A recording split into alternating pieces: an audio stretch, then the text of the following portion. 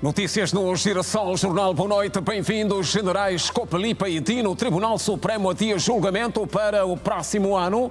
10 de março é a data indicada. Aeroporto Dr. António Agostinho Neto. Estão lançadas as 4 novas rotas de operação de voos domésticos. No quadro da segunda fase da transferência, a Assembleia Nacional está aprovado o relatório parecer conjunto da proposta de OGE 2025, que vai à votação final nesta quinta-feira. Angola e São Tomé e Príncipe, presidentes João Lourenço e Carlos Villanova analisaram hoje no Palácio da Cidade Alta assuntos de interesse bilateral, desenvolvimentos sobre o estado de recuperação do presidente brasileiro Luiz Inácio Lula da Silva, depois da operação de urgência. Desporto com olhos sobre os resultados das eleições na Federação Angolana de Basquetebol e reações que você não pode perder. É o Girassol Jornal. Bem-vindo.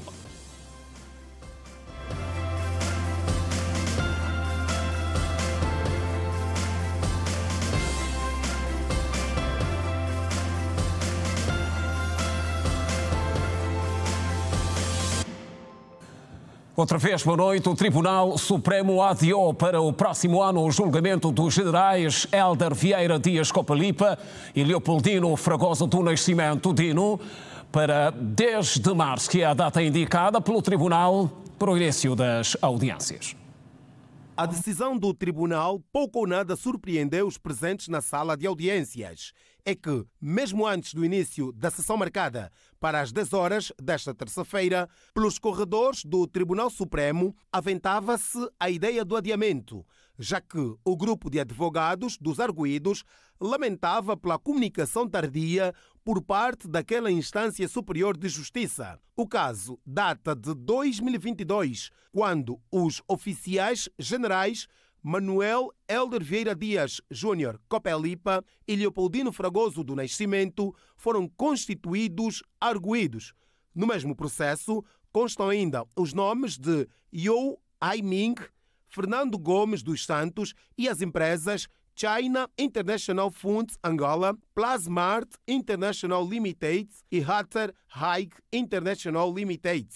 Eram passados 15 ou 20 minutos da hora marcada, quando a juíza conselheira Anabela Vicente chegou ao interior da sala de audiências para somente anunciar o adiamento do início do julgamento, que passa agora para o dia 10 de março do próximo ano. A magistrada admitiu, na ocasião, ser um processo complexo, sendo que os autos de acusação são compostos por mais de 2.000 páginas. Verificando nesta altura ter havido a preterição de uma formalidade processual legal prevista no artigo 362 do Código de Processo Penal angolano, conforme certidões de notificação constantes nos autos, folhas 9.113 a 9.131, dou por sem efeito despacho constante nos autos a folhas 9.099. Para julgamentos arguidos, Manuel Hélder Vieira Dias Júnior, Leopoldino Fragoso do Nascimento, You Ai-ming, Fernando Gomes dos Santos e as pessoas coletivas, nomeadamente China International Fund, Angola, Plasmart International Limited e Hatter Haig International Limited, com a devida remissão de disposta de denúncia constante nos autos a folhas 6.871 a 6.934, o qual aqui se dá por integralmente reproduzido para todos os efeitos legais, designo dia 10 de março de 2025 às 10 horas para a audiência de julgamento. Do grupo de advogados envolvidos no processo, tomou a palavra para conversar com os jornalistas Benja Satula, para dizer que o Tribunal Supremo agiu de forma correta, já que a prior não cumpriu com a convocação da audiência em tempo oportuno, sendo que a legislação angolana recomenda até 15 dias de antecedência. A veneranda conselheira relatora do processo entendeu que tinha sido cometido um erro, tinha sido preterida uma formalidade importante e então não abriu a audiência. O que ela fez foi aproveitar que todos estivéssemos na sala para comunicar o adiamento para o dia, uma nova convocatória de julgamento para o dia 10 de março de 2025. Benja Satula garante desconhecer o conteúdo do processo, composto por mais de 2.000 páginas e reclama de não terem tido acesso ao dossiê. Na verdade, não é o Código de Processo Penal diz que a audiência deve ser convocada no mínimo com 15 dias de antecedência, mas também da convocatória da audiência deve-se reproduzir peças essenciais do processo, acusação, pronúncia, para ser notificada às partes. Isto não foi feito por alguma razão. Uns arguidos foram notificados para juntar contestação, outros não foram, que é também uma formalidade essencial, e por isso o Tribunal foi sensato ao não abrir a audiência e marcar nova data. Segundo o despacho da Câmara Criminal do Tribunal Supremo, os arguidos Manuel Helder Vieira Dias Júnior, Copelipa, Leopoldino Fragoso do Nascimento, Dino, são acusados do cometimento dos crimes de peculato, burla por defraudação, falsificação de documentos, associação criminosa, tráfico de influência, abuso de poder e branqueamento de capitais, num total de 7 crimes. Estão ainda arrolados no processo os cidadãos Yo Haiming e Fernando Gomes dos Santos, bem como as empresas China International Funds Angola, Plasmart International Limited e Hatter Haig International Limited. O julgamento conta com uma lista de 38 declarantes, dentre eles Carlos Maria Feijó, Norberto Garcia, Ana Paula do Sacramento Neto e outros. E o consórcio de ativistas sociais apresentou hoje aqui em Luanda um relatório de 60 páginas sobre o que chama de transparência e verdade na recuperação e reutilização de ativos inseridos no PIM. Deste relatório foram destacados 4 casos. Desde a sua implementação, o Programa Integrado de Intervenção nos Municípios PIM, na província de Luanda, comporta um total de 195 projetos, dos quais 102 já estão concluídos, que representam 80% de execução física e execução financeira de 74%. Apesar desta estatística, muitas são as obras que tiveram início em 2020. Passado 4 anos, continuam paralisadas e fala-se em milhões de kwanzas. Caso concreto, as obras da 7ª Avenida no município do Kazenga, que vitimou 2 crianças, e também o caso da construção de uma escola no bairro 11 de Novembro. É um projeto cabimentado num valor total de mais de 7 bilhões, mas, infelizmente, até aqui a sua execução financeira é apenas de 23% e, em termos físicos, está até 24%. A previsão era de 7 meses, ou seja, de março a outubro de 2022. Infelizmente, passados esses anos, a obra ainda não foi concluída. A atividade de pesquisa desenvolvida, entramos em contato com as entidades envolvidas e interessadas na construção da escola, nomeadamente a Administração Municipal do Kazenga, enquanto dona da obra, o Banco Milênio Atlântico, que reivindica ser proprietário legítimo do espaço onde está a ser construída o terreno, ou a escola, desculpe. Na carteira PIM, os centros de saúde e escolas têm sido privilegiadas. No entanto, muitas construções não conhecem o seu fim. O projeto está diretamente relacionado com uma obra de 12 salas que foi construída dentro da centralidade do quilômetro 44, e o valor da obra, de acordo com o placar de informação nele fixado, está orçado em 378.187.200 kwanzas. E é uma particularidade que também tanto chamou a nossa atenção, que é o facto desta empresa ter sido constituída 1 ano antes da adjudicação dessa empreitada. E a dúvida que tivemos era se de facto esta empresa já tinha idoneidade suficiente para poder levar a cabo a fiscalização de uma empreitada pública como aquela. Em consequência destes acontecimentos e outros, foi produzido um relatório pelo Grupo de Trabalho para Transparência e Verdade na Recuperação e Reutilização de Ativos Recuperados com incidência nas obras do PIM. No relatório foi também destacado uma situação de mudança de projeto e atraso na entrega de uma obra em Benguela. A questão de saber se o projeto foi realizado ou não. Ora, a obra como tal foi efetivamente edificada. O relatório apresentado pelo consórcio de ativistas sociais teve como base as comunidades beneficiárias, a mídia, os jornais e vários artigos disponíveis. O objetivo deste relatório é conferir os atrasos na entrega das obras, falta de fiscalização e a falta de financiamento. Assinala-se hoje o Dia Internacional dos Direitos Humanos, data instituída pela Organização das Nações Unidas por ocasião da oficialização da Declaração Universal dos Direitos Humanos em 1948.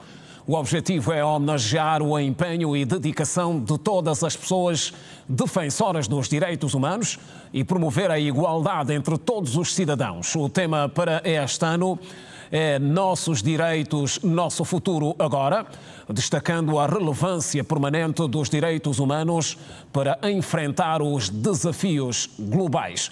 Os direitos humanos não são concedidos pelos Estados, eles pertencem a todos, em qualquer lugar, simplesmente por serem humanos. Esses direitos transcendem raça, género, nacionalidade ou crenças, garantindo igualdade e dignidade para todos.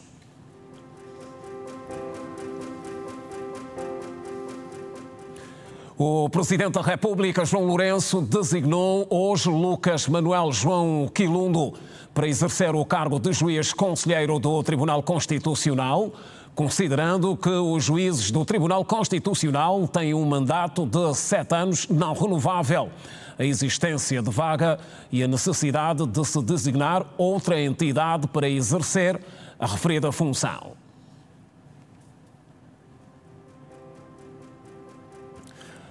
E o relatório parecer conjunto final do Orçamento Geral do Estado para 2025 foi aprovado nesta terça-feira na Assembleia Nacional, com 30 votos a favor, 14 contra e nenhuma abstenção.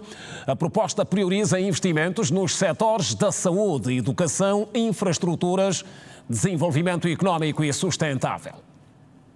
Antes da aprovação do relatório parecer conjunto final do Orçamento Geral do Estado 2025, os deputados recomendaram ao Executivo que desse maior atenção à Federação dos Antigos Combatentes, concedendo-lhe o Estatuto de Utilidade Pública, sugestão que foi acolhida positivamente. O compromisso que assumimos foi de engajarmos o próprio Executivo na mobilização das capacidades legais para ajudarmos a Federação a cumprir com os requisitos.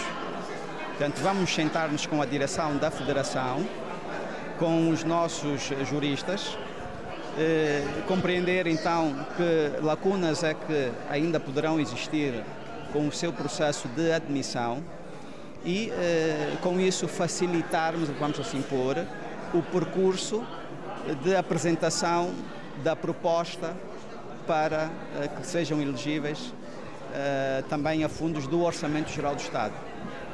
Portanto, este é o compromisso e a nossa expectativa é que ao longo do ano de 2025 este tema fique tratado. Os parlamentares também sugeriram que a pensão de reforma dos antigos combatentes fosse atualizada conforme os critérios do salário mínimo nacional. O outro compromisso que assumimos foi de ajustarmos as pensões de reforma dos antigos combatentes e veteranos da pátria.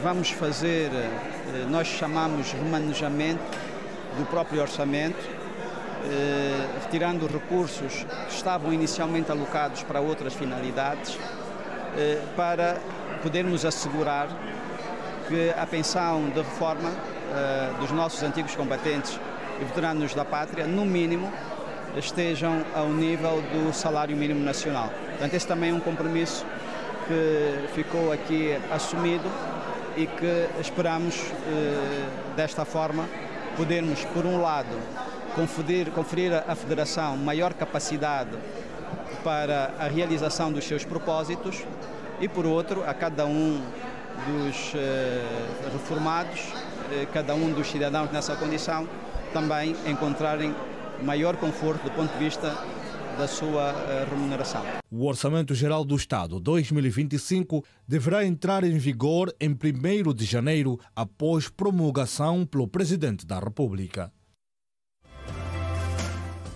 Lula da Silva. Recuperação depois da cirurgia de emergência. Em destaque.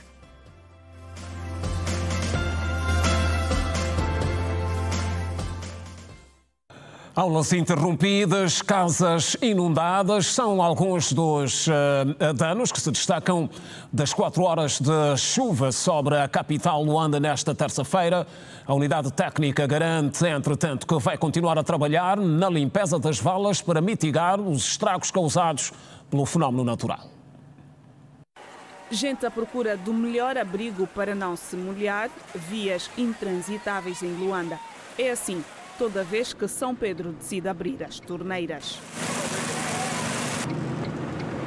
Apesar de estar próximo da via principal, quando chove, os alunos do Colégio Público 1158 têm de ser dispensados, pois o acesso fica encharcado. Para aceder ao interior da escola, devemos de nos descalçar. O problema mesmo está no acesso. Vocês chegaram para aqui de certeza de viatura, mas a pé temos que estragar sapatos, temos que estragar uma série de coisas, e então é uma situação lastimável em tempo de chuva. E vale muito a união entre os vizinhos que se debatem com o dilema de um posto de energia na iminência de cair. Além da água da chuva que está nos invadir em casa, também temos aqui o problema do posto de energia. Os homens da IDEU nos aconselharam a nós próprios como morador a comprar tamborão, fazer contribuição de cimento, que é para nós endireitar o posto, mas esse não é nosso trabalho. Tem crianças aqui nessa casa, esse posto se cair a qualquer momento vai ter muitos danos. Fora só das casas, a vida das pessoas também estão em risco aqui. Assim, nesse momento estamos a tirar a areia que é para nós meter na porta, por causa da vizinha que está a entrar muita água. A solução que tinha que ser é asfaltar um bairro. Se não fosse pelos vizinhos, não sei o que seria, porque eu estava a dormir. Logo apareceu a vizinhança em massa, baterem a porta. É tanta água a inundar a casa, imóveis destruírem, é meio complicado. Dentre os bairros Casquel, no distrito urbano da Maianga, o Casquel das 40 é o que mais sofre com os impactos negativos das chuvas e que podem ser evitados com uma requalificação integrada. Aliás, as suas ruas têm uma malha urbana organizada e que facilitam a sua intervenção. Entretanto, faltam verbas. O Casquel não foge mas de um daqueles bairros que já existe um projeto de requalificação, mas não foi ainda materializado por falta de disponibilidade financeira. Devemos partir pelo princípio de terraplanar as ruas para que haja então um escoamento condigno. A corrente de água, como se de um rio se tratasse, arrasta até os pontos de drenagem vários resíduos. Aliás, era por isso mesmo momentos de angústia para os moradores da rua principal da Mabunda, quando estivesse a chover. A vala ficava muito alagada e a tendência da água é sair da vala para a estrada. E os carros nem passavam em condições e a população que se encontra aqui nesse bairro passava mal, mas de que começaram a fazer as limpezas, então, normalmente reduzir. Tirar lixo demora muito e quando vem tirar, olha o cheiro, a pessoa nem consegue ficar na rua. O cheiro mesmo é imenso, a pessoa nem consegue mesmo ficar na rua. Entretanto, Henrique Stavira, chefe do Departamento da Unidade Técnica de Gestão do Saneamento de Luanda, garante que os trabalhos de limpeza e manutenção dos órgãos de drenagem não vão parar, apesar dos obstáculos. O desassessoramento em linhas de água, muitos deles não foram feitos a 100%, tendo em conta que os acessos a essas mesmas linhas de água encontramos N dificuldades, sob o ponto de vista de construções ao longo desses canais, ao longo dessas linhas de água, que fazem com que as máquinas não conseguem lá acessar. Mas a quando dessas mesmas chuvas, temos encontrado um cenário que aí onde a gente já fez o repasse do ponto de vista de recolha desses mesmos resíduos, tornam de novo a ter o cenário mesmo. De Luanda para Cabinda, onde as autoridades sanitárias temem pelo surgimento de doenças nos bairros mais afetados pelas chuvas que caem com intensidade na região. Nos últimos dias, aumentaram os casos de malária e a água que está a ser consumida pela população não é própria. Os bairros mais atingidos pelas chuvas estão a enfrentar problemas de inundações. Como consequência, aumento de mosquitos e consumo de água imprópria por parte da população. Para prevenir-se desses casos, a Direção da Saúde está a proceder à entrega de mosquiteiros e rastreio de algumas doenças. A população entende ser importante esta iniciativa porque os casos de malária aumentam a cada dia que passa. Em época de chuva, a água fica, o bairro fica mesmo, não sei até como dizer. Os que estão mais além, em situação da água, é mesmo complicado, principalmente quando chove. A água, a água fica bem avermelhada. Aqui há muito notável mais coisa com casos de malária. Aqui quando caem as chuvas, nunca vemos ninguém vir visitar, nem o Estado intervir, nem nada. Estamos mesmo só assim, no meio da água, é complicado. Mosquitos, doenças, diarreia, muito, mas é muito. Nós aqui temos vários tipos de doenças. Temos primeiro o paludismo, temos problema de tifoides e infecções. Há muito mosquito aqui? Muito mosquitos, porque se tiver mesmo a água assim estanconada, e tem que dizer que existem mosquitos. Graças a Deus, como já estamos a ver aqui a nossa equipa da saúde, de facto estão mesmo forte mesmo, porque estão a dar mosquitos, estão a dar a certeza para infectar a água e para nós queremos que isso continue assim. O secretário provincial da Saúde explica as razões que estão na base deste processo. O setor da saúde, no âmbito do rastreio reativo, que é a terceira componente, achamos hoje lançar já o pontapé de entrada, bairro Chiueca e Lubendo, porque é a zona mais digamos, atingida. Temos ainda grandes concentrações de água nas residências, temos a população praticamente a residir numa zona praticamente já submersa e com ele vários vetores. Portanto, nós trouxemos, a nível das consultas, temos 2 equipas, temos um total de 150 profissionais, temos uma equipa que está no Centro de Saúde de Chiueca, no sentido de fazer acolhimento dos casos doentes que vão ser resgatados, mesmo aqueles que vão afluir à unidade hospitalar, a nível do Centro de Saúde de Chiueca. Rubén Buco disse também que as autoridades sanitárias na província temem o surgimento de uma epidemia que possa afetar as populações. Claro, tememos, sobretudo no quadro de cólera, que a diarreia colérica é muito profusa e que leva à morte em poucos minutos. Nós tememos, sim senhora, daí a nossa atuação preventiva e não só também curativa, porque temos já diagnosticado casos de diarreias que não tem nada a ver com cólera. Fazendo o diagnóstico diferencial, são diarreias por toxicidade alimentar ou então, se calhar, por um quadro de alimentar, temos também registro de febre tifoide. Esta campanha vai se estender em todos os bairros que têm sido afetados agressivamente pelas chuvas em Cabinda. 12 pacientes foram operados nesta segunda-feira, no primeiro dia da campanha de cirurgias ao lábio leporino e a fenda do palato. A campanha promovida pela Fundação Bela Riso tem inscritos perto de 100 pacientes de várias províncias para a operação. 12 pacientes foram operados esta segunda-feira no Hospital Central do Lubango, no primeiro dia da campanha de cirurgias ao lábio leporino e a fenda do palato. O cirurgião maxilofacial Sebastião Cabo garante que os procedimentos cirúrgicos a 9 crianças e 3 adultos foram bem-sucedidos. Sebastião Cabo realça que a equipe de profissionais da Willa está a trabalhar em parceria com especialistas vindos do Quênia. Está, portanto, 12 podia ser, ou 9 crianças e os restantes adultos. E aí, os restantes dias, seguirmos com os mesmos números, dependentemente da quantidade de crianças que podem aparecer, ou adultos também, dos pacientes que possam aparecer. E os pais louvam a campanha gratuita promovida pela Fundação Bela Riso. De forma gratuita, graças a Deus, isso vem, de certo ponto, aliviar aquelas famílias vulneráveis que não podem bancar esse tipo de cirurgias aqui dentro do nosso país. creio que ainda é o momento de virem até a Costa Central para poderem marcar. As consultas são grátis e que o atendimento está a ser bem feito, personalizado e está a ser muito bom. Vim aqui para operar criança, porque quero meu filho para ficar bom. Esta mãe vinda do Kwanza Norte com o filho diz que a viagem foi longa e cansativa, mas no final valeu a pena. Então, estou a gostar muito. Estou a gostar porque está a realizar um bom trabalho e também está a ajudar as crianças, né, com deficiência, que é para terem uma boa aparência. Olha, é muito difícil, a viagem é longa, tem que passar a noite no caminho, a estrada também não está boa. Mas gostei da viagem, valeu a pena. Sebastião Cabo sublinha que na campanha, a última do ano e que termina na próxima sexta-feira, estão inscritos perto de 100 pacientes de várias províncias. O cirurgião destaca que o Hospital Central do Ubango efetua regularmente cirurgias ao lábio leporino e à fenda do palato e que por isso os utentes não devem esperar apenas pelas campanhas. Temos diferentes províncias.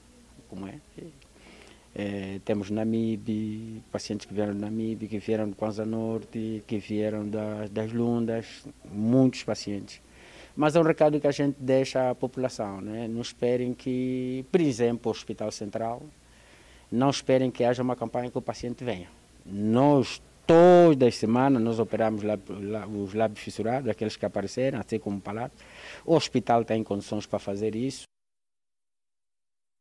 E estão lançadas as 4 novas rotas de operação de voos domésticos no aeroporto Dr. António Agostinho Neto. No quadro da segunda fase de transferência, no plano das novas rotas, a cidade de Saurimo, na província da Lunda Sul, ganhou 7 frequências semanais e o Soio, na província do Zaire, vai contar com 5 frequências por semana. Com o início de novas rotas, aumentou o fluxo de passageiros no novo aeroporto internacional Dr. António Agostinho Neto.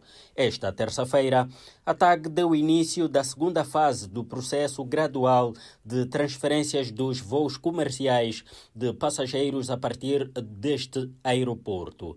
O primeiro voo saiu esta manhã à volta das 9 horas, com destino à cidade do Soio, província do Zaire, com 60 passageiros a bordo. O segundo voo da TAG foi realizado às 12 horas e 40 minutos, com destino à cidade de Saurimo, Lunda Sul, onde estiveram a bordo 70 passageiros. Lúcio Costa é um dos passageiros que embarcou pela primeira vez a partir do novo aeroporto. Não esconde. O rosto revela melhoria nos serviços e destaca a celeridade no processo. Está tudo a correr uma maravilha. Sinto-me satisfeito com os serviços, sem sombra de dúvida. Já não há aquela enchente e aperto de gente aqui? De facto que não. Se continuar assim, será um bem maior. E o processo aqui é rápido? Como é que viu o processo? Foi bastante célere. Como podem ver, não é? Nem sequer 5 minutos fiz para deixar a bagagem, efetuar o check-in, é tudo célere. Eram quase 12 horas. Isabel Paulo acabava de chegar, vinda do Soio, no voo inaugural. A mulher não esconde a satisfação de aterrar pela primeira vez no novo aeroporto. A sensação é um privilégio, né? Sendo as primeiras pessoas. E a viagem correu bem. Feliz, sendo uma das primeiras passageiras a ter aqui, estou feliz com esse privilégio. Como é que está a ser o processo? Rápido, nem por isso? Foi rápido, não demorou a viagem, foi bom. São mais 2 voos no novo aeroporto internacional Dr. António Agostinho Neto, que vão cobrir as rotas Luanda-Soio, Luanda-Saurimo, Luanda-Dundo e Luanda-Luena e vice-versa. As 2 aeronaves juntam-se às outras 4 da rota Luanda-Cabinda, que já existem há mais de um mês. A TAG faz um balanço positivo do processo de transferências de voos ao novo aeroporto e assegura que estão criadas as condições para que o movimento de passageiros seja fluido. O balanço é positivo, tudo correu como estava previsto. Essa operação foi planeada com muita antecedência, desde o início em novembro até agora, tudo com muita preparação, com muita minúcia. Tivemos os passageiros a chegarem atempadamente, nossos canais de informação funcionaram, os passageiros receberam a informação atempadamente, chegaram a tempo e horas. Tivemos o primeiro serviço onde os passageiros embarcaram, não houve impedimentos há pouco tempo, e temos agora os passageiros já prontos a embarcar, cerca de 70 passageiros já na porta de embarque para embarcar. Então o balanço é positivo, estamos mais uma vez de parabéns. Isto é um sucesso de um trabalho de equipa, não é só a TAC que está envolvida, é todo o Ministério do Transporte, com todas as áreas alocadas, desde a segurança pública, serviço de imigração, o próprio aeroporto, as companhias aéreas. Então esse trabalho de equipa que foi feito, planificado durante alguns anos, está a ser realizado. Está lançada a segunda fase de transferências de voos comerciais de passageiros a partir do Aeroporto Internacional do Tour Antônio Agostinho Neto. E as 24 instituições afetas ao Ministério dos Transportes estiveram hoje reunidas em Conselho Consultivo.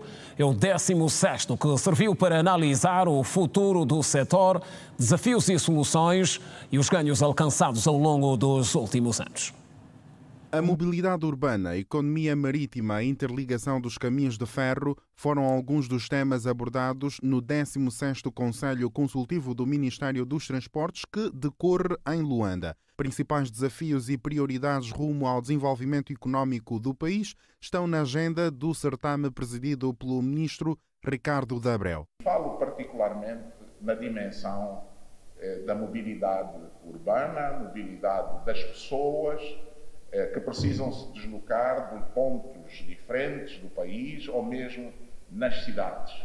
Sabemos que temos desafios estruturais, não é um tema exclusivo do nosso país, portanto o continente africano cresce demograficamente de forma muito acelerada, todos os países africanos estarão com um desafio equivalente ao nosso, de conseguirmos que de facto as nossas cidades, que serão as zonas que irão crescer mais nos próximos 20 anos, essas cidades sejam de facto cidades sustentáveis, onde o elemento crítico para essa sustentabilidade é exatamente a mobilidade urbana.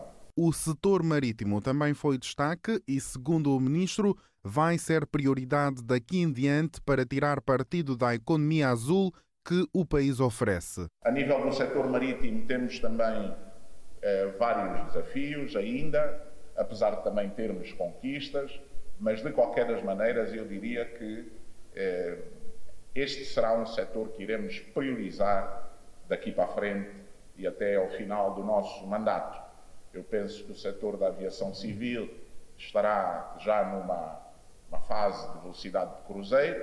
É óbvio que é preciso garantirmos a afinação de alguns dos meios, mas do ponto de vista do setor marítimo e portuário, é claramente um setor que iremos priorizar nos próximos tempos para garantirmos que, de facto, a gente possa tirar partido da dimensão atlântica que temos, tirar partido da economia azul que Angola tem, quer a nível atlântico, marítimo, quer a nível fluvial. Há ainda um projeto de interligar o país por linhas férreas, o que faz parte da diversificação da economia do setor dos transportes. Temos ainda um projeto mais desafiante, que é a interligação dos caminhos de ferro, que vai permitir que, de facto, os comboios possam andar entre as linhas e estarmos todos conectados do ponto de vista ferroviário.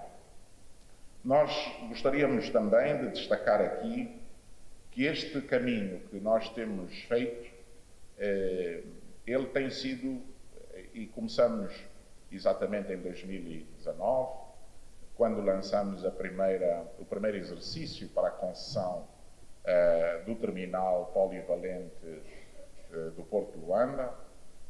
Este caminho tem sido feito por via das concessões. Nós achamos que deveríamos procurar tirar melhor partido das nossas infraestruturas, garantindo que temos parceiros privados, internacionais, com competências e credenciais firmadas para nos ajudarem neste esforço de integrar as nossas infraestruturas e os serviços de transporte do nosso país no contexto internacional. O Conselho Consultivo do Ministério dos Transportes encerra com o compromisso de diversificar a economia de forma transversal, sendo que todas as instituições afetas ao Ministério poderão procurar a sua própria sustentabilidade.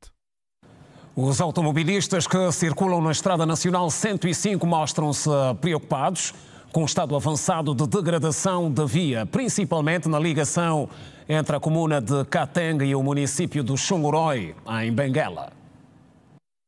São vários quilómetros de estradas buracadas, sobretudo no troço que liga a comuna do Katenga ao município do Xongoroi.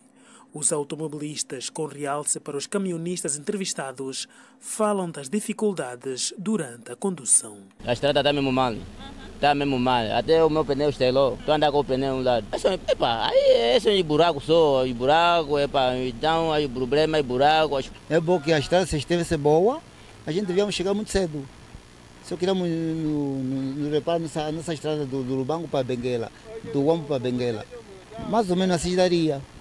Porque a pessoa só faz menos horas. Os caminhonistas apontam a danificação das molas como um dos prejuízos fruto do mau estado da estrada que liga Benguela à província da Huila, a exemplo deste caminhão avariado há já alguns dias.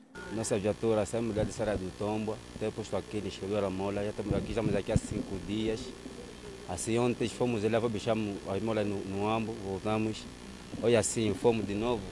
E raspar ao lado, pegar a abraçadeira não está a entrar. Assim foram mais seguros, fazer segunda via, estamos a tentar se vai conseguir entrar. Bem, desde que eu comecei no mundo da caminhonagem, já encontrei assim. Não consigo descrever, porque tem algumas pessoas que vêm a conduzir primeiro que eu, para ver lá a situação do que das estradas. Porque é complicado, a pessoa paga imposto, paga taxa, mas tem sempre problema nas estradas, buraco, muita coisa. Você às vezes chega tudo, você sai de casa com uma professora, daqui até hora X tem que estar no destino, mas com buraco não tem como. Os automobilistas defendem a intervenção das autoridades no sentido de se minimizar os riscos de danificação das viaturas, sobretudo os veículos ligeiros. Pelo menos um tapa-buraco, que é para poder ajudar no trajeto das viaturas, principalmente as viaturas pequenas, né? Ligeiras. Então, neste caso, há muita dificuldade na mobilidade das viaturas, então há necessidade de, pelo menos, fazer um trabalho paliativo que é para poder ajudar os automobilistas, né? Muito, principalmente os ligeiros, né? Nesse caso, tem carros que batem nos buracos e acabam por ficar aí, partem os triângulos e, nesse caso, tem causado grande constrangimento concernente às viaturas meios, né? Há automobilistas preocupados com o estado de degradação em alguns troços da Estrada Nacional 105 que liga a província de Benguela à cidade de Lubango. E as viagens de comboio de Luanda para Malanje poderão durar menos tempo. Prevê-se um período mínimo de 4 horas, ao contrário das atuais 14, com a entrada em funcionamento do troço Luanda-Nzenza-Kakuzu, que nessa altura encontra-se em requalificação. A garantia é do secretário de Estado dos Transportes, Jorge Beng, que falava hoje à margem do 16º Conselho Consultivo do Ministério dos Transportes. O troço ferroviário Luanda-Nzenza-Kakuzu poderá ser requalificado nos próximos tempos, aliviando as viagens entre Luanda e Malanje. Com o projeto concluído, o tempo de deslocamento cairá de 14 para apenas 4 horas, tal como disse o secretário de Estado dos Transportes. Não posso deixar de falar de um projeto importante, que é a requalificação do troço do caminho de ferro de Luanda-Nzenza-Kakuzu. São 215 quilómetros. Hoje, por uso, um comboio de Luanda para Malanje leva cerca de 14 horas de tempo para chegar a Malanje. Estamos a falar de cerca de 400 quilómetros e não é bom. Não é bom para uma diversificação da nossa economia, para uma promoção do turismo e para o desenvolvimento em si de todo o nosso país. Este projeto vai então procurar reduzir este tempo. Ela, no fundo, vai partir por a requalificação total desta linha, deste troço que depois da guerra não foi reconstruído. As obras vão começar daqui a pouco tempo, já começaram os trabalhos preliminares da montagem de estaleiros e estamos numa fase também do início dos pagamentos do down payment para efetivamente começarmos com a operação da requalificação em si e fazermos com que Luanda-Malange esteja o mais próximo e não levarmos 14 horas como tem acontecido, mas levarmos, se tanto, 3 a 4 horas. Durante o 16º Conselho Consultivo do Ministério dos Transportes, o secretário de Estado salientou ainda a aquisição de 20 comboios como uma medida para melhorar o serviço e tornar mais ágeis as deslocações. Aqui leva-nos a uma discussão que será levantada na perspectiva da TECUL manter e ir melhorando cada vez mais a sua qualidade. O Caminhos de Ferro de Luanda, na perspectiva de continuar melhor servir os passageiros que usam os comboios, no caso para o novo aeroporto,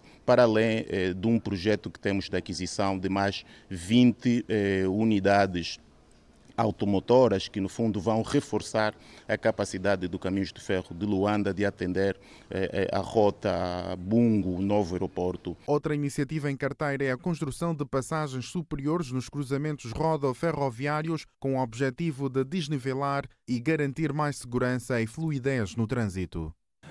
É o Girassol Jornal, terça-feira, atualidade internacional em destaque no próximo bloco, com desenvolvimentos sobre o estado de recuperação do presidente brasileiro Luiz Inácio Lula da Silva, depois do internamento de urgência. Seguimos para o primeiro intervalo, não saia daí, voltamos a seguir, até já.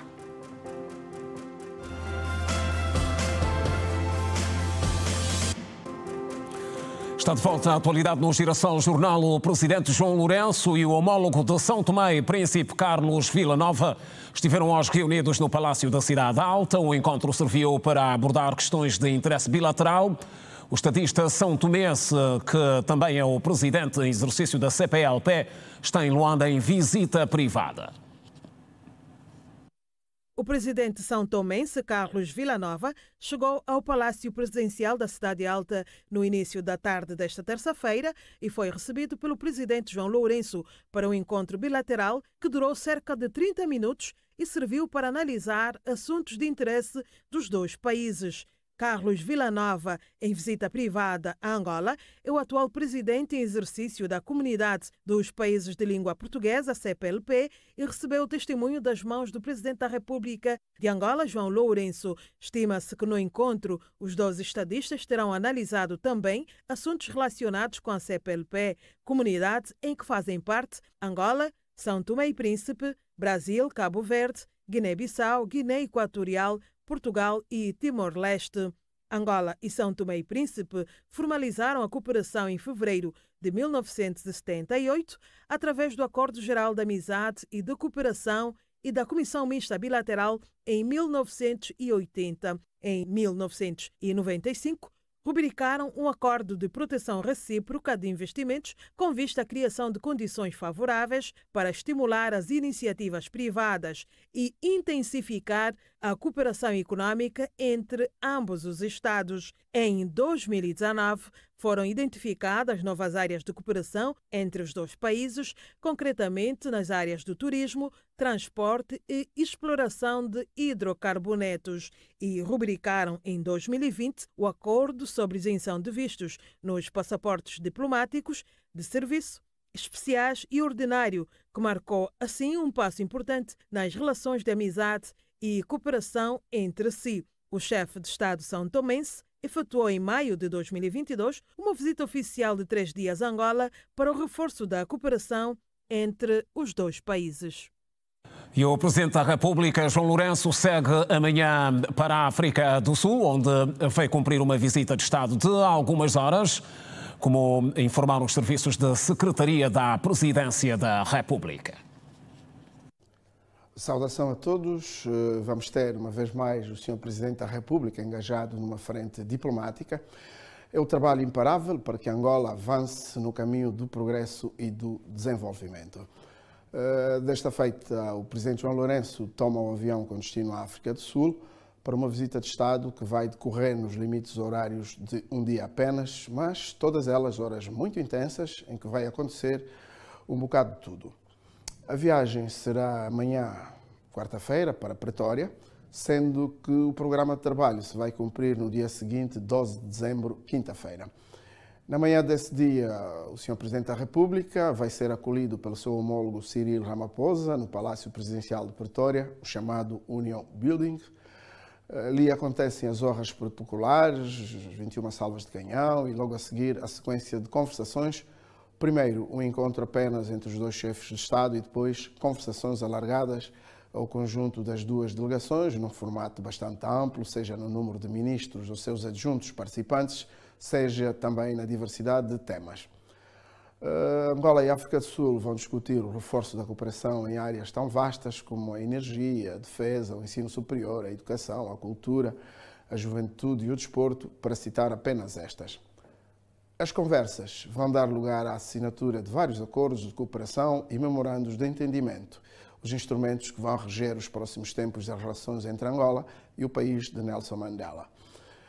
Outro destaque relevante do dia intenso de visita em Pretória vai ser o Foro Empresarial África do Sul-Angola, onde o Sr. Presidente João Lourenço discursará para mais uma vez mostrar os caminhos e oportunidades do enorme potencial de cooperação que existe nas nossas economias, sendo esta a última atividade do programa oficial da missão do chefe de Estado na África do Sul. No mesmo dia, ou seja, quinta-feira, 12, o Presidente da República partirá de regresso a Luanda. E o Presidente da República, João Lourenço, felicitou Sua Alteza Sheikh Mohammed bin Zayed Al Nahyan pela celebração do 53º aniversário do Dia Nacional dos Emirados Árabes Unidos. Na mensagem, o chefe de Estado saúda o espírito e visão que nortearam os líderes emirates na década de 70 a unirem os 7 Emirados, transformando a União numa das nações mais prósperas e estáveis do mundo. Dirigindo-se particularmente ao líder atual dos Emirados Árabes Unidos, o Sheikh Mohammed bin Zayed Al Nahyan, o Presidente João Lourenço destaca as realizações alcançadas sob a sua liderança no plano económico e social, frisando que essa ação contribuiu para que os Emirados Árabes Unidos se elevassem a um patamar de grande eficiência em diversos aspectos das relações económicas financeiras internacionais. Por último, o Presidente da República reafirma, o líder emirate, a vontade do governo angolano de continuar a reforçar os laços de amizade e de cooperação que unem os dois países, visando o bem-estar dos respectivos povos. E agora a atualidade fora de portas, destaque nesta segunda parte para a equipa médica que operou o presidente do Brasil, Luiz Inácio Lula da Silva, que garantiu que Lula está bem, conversa, alimenta-se normalmente e descarta a possibilidade de qualquer sequela.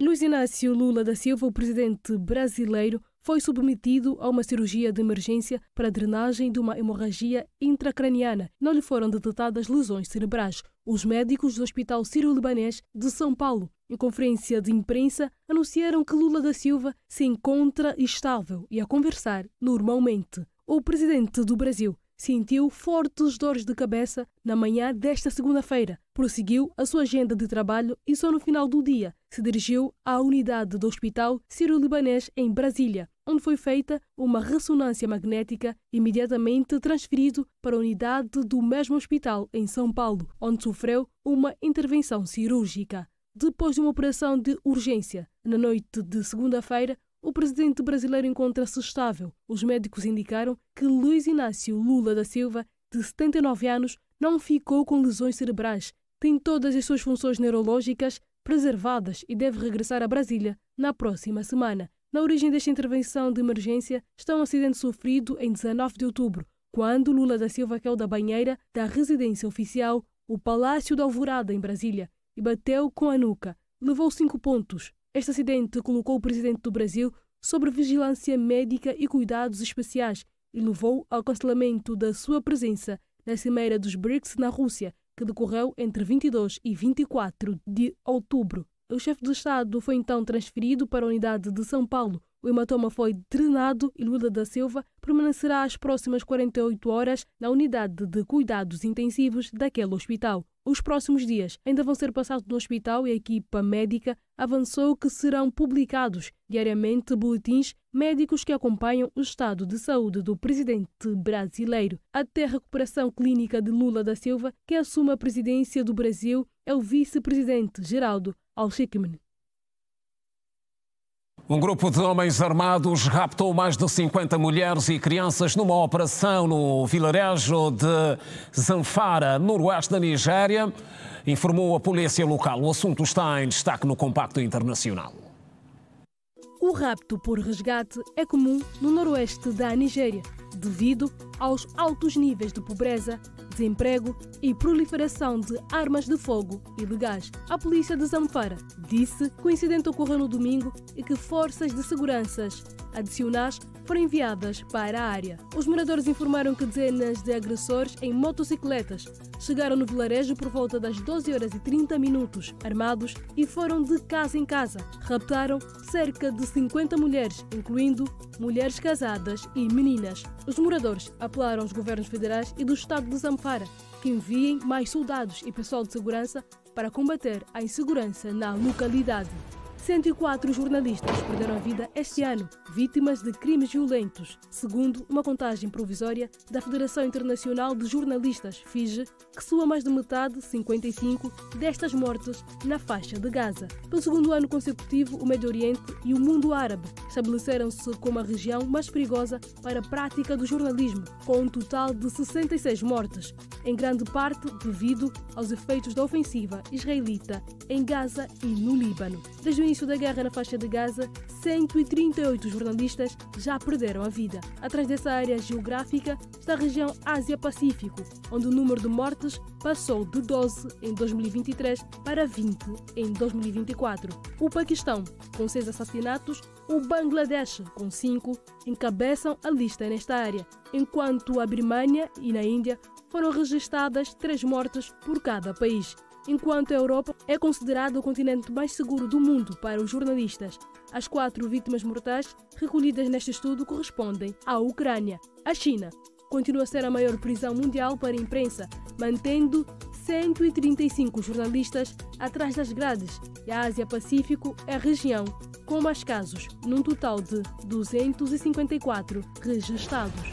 O político Mohamed al-Bashir foi nomeado primeiro-ministro interino do governo sírio de transição até março, informou a televisão síria, agora controlada pelas forças que derrubaram o regime de Bashar al-Assad. Fontes da administração política síria, após uma sessão do Conselho de Ministros, em que os poderes do gabinete do antigo regime foram transferidos para um novo executivo, disseram que o governo interino da fase de transição tem a duração de 3 meses, sob a presidência de Mohamed al-Bashir. O novo governo de transição começará a tomar medidas relacionadas com a segurança, tais como a dissolução das autoridades de segurança e a revogação das leis sobre o terrorismo, embora não tenham sido dados mais pormenores. Al-Bashir foi nomeado em janeiro passado na administração de Idlib e noutras zonas que escaparam ao controle do regime de Damasco, e ligado ao grupo islamista Organização para a Libertação do Levante, que liderou a ofensiva de 12 dias que pôs fim aos 24 anos de poder de Bashar al-Assad. E olhamos a seguir para a atualidade desportiva. Com 24 votos a favor, contra 12 de Carlos Almeida, Muniz Silva vai continuar a dirigir os destinos da Federação Angolana de Basquetebol nos próximos 4 anos. Muniz Silva, reconduzido na presidência da Federação Angolana de Basquetebol. O vencedor do pleito eleitoral na FAB derrotou no segundo turno o seu opositor Carlos Almeida com 24 votos a favor contra 12, depois do empate técnico no primeiro turno a 18 votos. Paulette Lopes, a presidente da Comissão Eleitoral, fez a divulgação oficial do escrutínio. A lista A teve 24 votos e a lista B teve 12 votos. É um sinal de vitalidade para o nosso basquete que tínhamos tido 2 candidaturas. Oxalá que no futuro isso tenha como consequência que o nosso basquete vai estar mais vivo, vai voltar a dar-nos as alegrias que nos deu no passado. Espero que no próximo a próxima eleição ainda se apresentem mais candidatos e que as coisas decorram com a normalidade que decorreram aqui. Felicito a todos, agradeço a presença de todos, aos senhores jornalistas. Chegamos ao fim, temos uma lista candidata e vamos desejar à lista A que prossiga o trabalho para o engrandecimento do nosso basquetebol. Muito obrigada a todos. Wesley Fortunato, comentarista para o basquetebol, disse que a família da modalidade sabe o porquê que apostou na continuidade. Olha, uma vitória retumbante a nível de Luanda e que já era de esperar. Em face aos compromissos vinculados entre as partes, refiro-me entre o presidente da Federação Angolana de Basquetebol e o presidente cessante, ora recentemente eleito, e as demais agremiações desportivas. Devo aqui fazer uma crítica construtiva que é meu apanágio. As associações ou os associados não se devem vincular-se a projetos e não a pessoas. É bem verdade que os projetos são liderados por pessoas, mas tanto quanto podemos perceber, e estou aqui a tirar ilações das abordagens feitas nos debates, em que fiquei dúbio e eu espero que o presidente, ora eleito, faça pronunciamentos mais concisos e mais esclarecedores em relação aos investimentos que estão em curso relativamente a melhorias de infraestruturas já existentes de algumas agremiações desportivas. Se está a fazê-las na vertente pessoal ou em nome da Federação. Portanto, é importante que se esmiuce isso para que efetivamente percebamos, porque imaginemos, se o candidato da lista B fosse eleito, a meu ver, e por uma questão de ética, daria sequência a este projeto ora iniciado. E, portanto, nada mais resta dizer senão reiterar que fica claro e evidente que os compromissos materiais ou financeiros vinculados entre as partes ditaram o resultado final desta eleição. Muniz Silva, reconduzido para mais 4 anos como presidente da Federação Angolana de Basquetebol, depois de obter 24 votos contra 12 de Carlos Almeida. E Carlos Almeida, candidato derrotado na segunda volta das eleições da FAB, felicitou toda a sua equipa pelo trabalho realizado, apesar de não ter cumprido o objetivo. Não será desta que o antigo internacional planou-se à seleção de basquetebol. Carlos Almeida será o homem forte da modalidade que já deu muitas alegrias aos angolanos. O prolongamento, ou melhor, a segunda volta das eleições na Federação Angolana de Basquetebol não sorriu a favor de Carlos Almeida ao perder contra Muniz Silva por 12-24. Apesar do resultado, Carlos Almeida felicitou a todos que o apoiaram, bem como garantiu que, mesmo fora da Federação Angolana de Basquetebol, estará sempre aberto para contribuir para o desenvolvimento da modalidade que o fez homem. O agradecimento também é extensivo à minha equipa, que durante esse processo esteve ao meu lado a dar o suporte para que, como pergunta, pudéssemos chegar a esse dia como vencedores da Federação Angolana de Basquetebol. O processo pode ser avaliado em várias perspectivas, mas para nós o mais importante é felicitar o candidato vencedor, desejar que tenha um mandato tranquilo e que aquilo que todos nós ansiamos, o povo angolano, os amantes da modalidade, que são as vitórias, possamos ter neste mandato, uma vez ser um mandato de continuidade. Nós continuamos, como é impossível nós sairmos da modalidade, porque nascemos nela, forjamos-nos no basquetebol, hoje somos o que somos porque o basquetebol fez-nos homem e não será diferente. Tanto lá onde for possível nós darmos o nosso contributo, então emprestaremos com a melhor das intenções, porque isto é uma modalidade que não só representa muito a mim em particular, mas com uma responsabilidade também de todos os angolanos que se revenham na mesma modalidade. Questionado se vai voltar a candidatar-se em 2028, o candidato derrotado sublinhou ser bastante prematuro deixar ilações sobre o que acontecerá dentro de 4 anos. Existe muita coisa na vida para além do basquetebol, portanto nós estamos aqui a doar-nos, como sempre dissemos, mas a vida não para. Portanto, existem muitos outros desafios que de certeza aparecerão e nós teremos de ter capacidade para ultrapassá-los.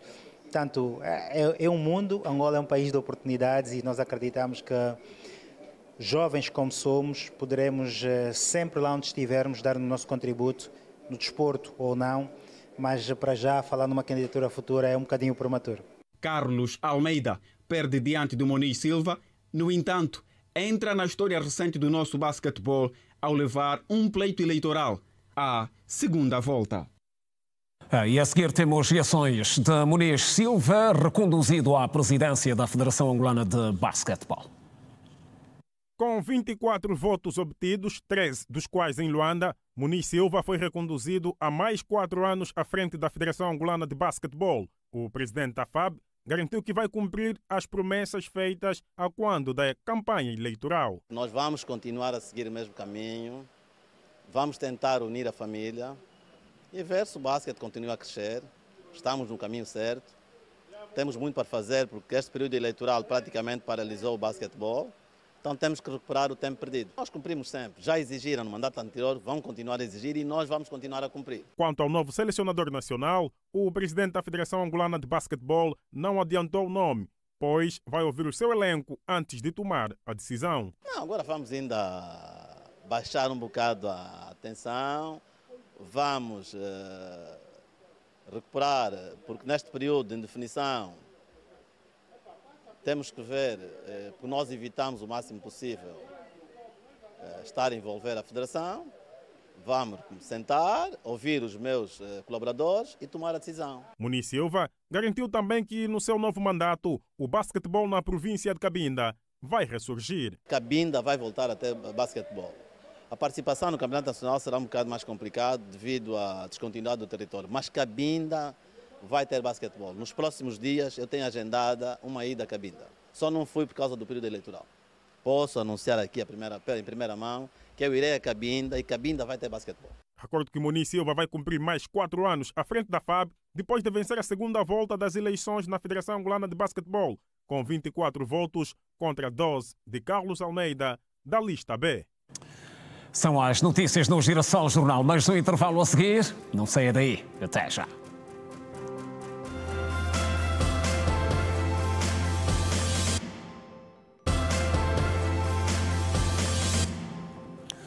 Está de volta a informação no Girassol. O jornal O MPLA reafirma que continua comprometido em trabalhar para o desenvolvimento da nação e a melhoria das condições sociais dos angolanos. A promessa consta da declaração do Biró Político do Comitê Central do MPLA, divulgada hoje por ocasião dos 68 anos da sua fundação, datada do dia 10 de dezembro de 1956. Na mensagem, o Biró Político do Comitê Central do MPLA felicita efusivamente todos os militantes, amigos e simpatizantes do partido e os angolanos em geral. O Partido dos Camaradas diz que o 68º aniversário é celebrado sob o prisma das comemorações dos 50 anos da independência nacional, um feito heroico protagonizado por destemidos filhos de Angola, dentre eles membros do MPLA. Ao fazer a leitura da declaração, o secretário do Biró Político para a Informação, Esteves Hilário, sinalizou que, apesar das dificuldades, o MPLA sempre soube se adaptar aos contextos, sejam eles económicos, sociais e políticos. Por ocasião do 68º aniversário da fundação do MPLA, a 10 de dezembro de 1956, o Biró Político do Comitê Central do MPLA felicita efusivamente todos os militantes, amigos e simpatizantes do MPLA e os angolanos em geral. Nesta ocasião, é digno e oportuno recordar os angolanos que, imbuídos do espírito libertador e patriótico dos nossos ancestrais, lançaram-se na criação do MPLA, tendo legado às gerações presentes e futuras este nobre instrumento de luta do povo angolano. Baseado em princípios e programas plasmados no Manifesto de 1956, o MPLA, ancorado na vontade soberana do povo angolano, logrou alcançar o seu programa mínimo com a proclamação da independência nacional pela voz esclarecida do saudoso presidente Dr. Antônio Agostinho Neto, a 11 de novembro de 1975, mantendo-se, entretanto, firme na luta pelo alcance do desenvolvimento e bem-estar de todos os angolanos de Cabinda ao Cunene do Mar ao leste. Neste 68º aniversário, que é celebrado sob o signo das comemorações dos 50 anos de independência nacional, feito heroico protagonizado por destemidos filhos de Angola que encontraram no MPLA o seu instrumento de luta e de vitórias. O MPLA soube sempre adaptar-se aos contextos sociopolíticos, reestruturando-se sem perder a identidade e mantendo a capilaridade e robustez que lhe garantem a confiança do povo angolano, manifestada pelo voto popular nas 5 eleições realizadas no país. Neste contexto, e para este fim, que se realiza nos dias 16 e 17 de dezembro de 2024, o 8º Congresso Extraordinário do Partido, sob o lema MPLA Servir o Povo e Fazer Angola Crescer, ao qual são convidados todos os militantes, amigos e simpatizantes a participarem de forma ativa. A celebração dos 68 anos de existência do MPLA serviu de pretexto para o birro político reafirmar, uma vez mais, o apoio ao líder dos camaradas, João Lourenço. Esteves Hilário apelou aos aficionados do MPLA para uma reflexão profunda sobre os desafios da força política que sustenta o governo. O birro político do Comitê Central do MPLA reafirma nesta ocasião o seu apoio incondicional à liderança do camarada presidente João Lourenço e insta os militantes, amigos e simpatizantes do partido a uma introspeção sobre o nosso passado, cientes de que o futuro deve ser encarado com abnegação e espírito de compromisso com a unidade, coesão, progresso e desenvolvimento sustentável. No dia do seu aniversário, o MPLA felicita os militantes, amigos e simpatizantes e ao povo em geral, reiterando o seu compromisso de construir um país melhor para todos. MPLA celebra 68 anos de existência. Subiu para 110 o número de camelos na estação zootécnica do Caraculo, no Namibe, com o nascimento de 9 crias. Os animais vindos dos Emirados Árabes Unidos, em junho deste ano, encontram-se em fase de adaptação. 9 camelos nasceram na estação zootécnica do Caraculo, no Namibe, de junho a novembro deste ano. A informação foi avançada pelo coordenador do projeto de fomento de camelos, Francisco Felgueiras, reforçando que os filhotes nascidos em Angola e os adultos vindos dos Emirados Árabes Unidos estão saudáveis e que, com esses nascimentos, o número de animais aumentou de 101 para 110. Os animais adaptaram-se facilmente, assim como a própria alimentação, porque os nossos pastos doces foram capazes de sobrepor-se a outro tipo de pastos e os animais adaptaram-se. Neste momento estamos com 110 animais, eram 101, nasceram 9 animais que também estão bem adaptados na nossa região. Também médico veterinário garante que não foi registada nenhuma morte e que 33 fêmeas estão em fase avançada de gestação. De princípio não temos nenhuma morte registada e esperamos ter mais porque ainda temos 33 gestantes prestes a parir. O vice-governador do Namibe para o setor político, social e econômico, Abel Capitango, assegura que o projeto de fomento de camelos está em fase de implementação e contempla as vertentes de agricultura, turismo, produção de carne e leite. Nesse momento o projeto está numa fase de implementação. Como podem ver, as infraestruturas do projeto para que ele funcione na sua plenitude ainda não estão completas. Estamos a trabalhar, há uma equipa multissetorial que está a trabalhar nesse projeto. Há aqui várias vertentes, vários domínios. Nós queremos explorar não só o domínio da agricultura, o domínio da indústria, com a produção de carne e leite, no caso derivados, e também o turismo, pelo que ainda estamos nesse processo de implementação do projeto. O governante sublinha que, devido ao processo de adaptação dos animais, que deve terminar em junho do próximo ano, as visitas ao empreendimento estão proibidas. Esta fase é a fase de adaptação. Podemos considerar que é uma fase ainda, digamos assim, de quarentena, porque os camelos precisam de toda a adaptação necessária e enquanto se culminam com as infraestruturas do projeto, ele ainda está fechado ao público, a visitas, no caso. E assim termina a edição de terça-feira do Girassol Jornal. É sempre um prazer contar consigo. Voltamos amanhã à mesma hora, 19h45. Continuação de boa noite. Passe bem.